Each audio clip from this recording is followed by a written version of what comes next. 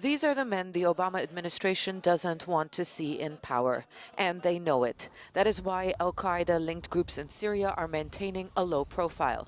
It seems they feel they could be just as much a target as the Syrian regime if the U.S. decides to take military action. It seems that Western powers have decided to also take advantage of this unique opportunity to destroy some of the rebel groups against whom they have a certain ambivalence. They don't trust them.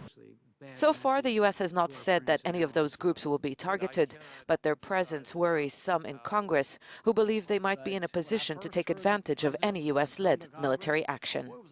U.S. Secretary of State John Kerry has put Syria's fractured opposition into two camps, the good guys and the bad guys. Basically, that means groups linked to Al-Qaeda and brigades that fall under the Free Syrian Army's Supreme Military Council. But the situation is more complicated than that. General Salim Idris heads what Washington calls the moderate opposition. The Obama administration argues military intervention would help put Idris's forces in a position of power. That may not be easy.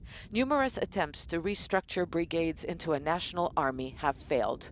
Groups not aligned with Idris or Al-Qaeda view such efforts with skepticism and feel the aim is to serve a Western political agenda.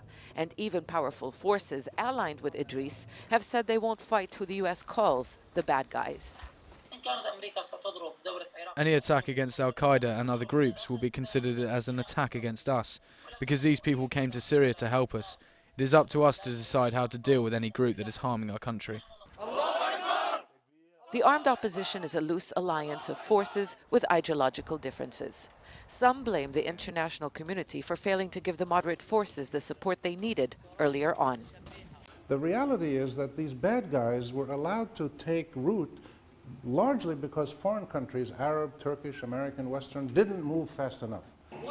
Clearly, there are those who are suspicious of the Obama administration's intentions, especially since U.S. officials say the objective of military action is not to bring down the regime or to tip the balance enough for the bad guys to prevail.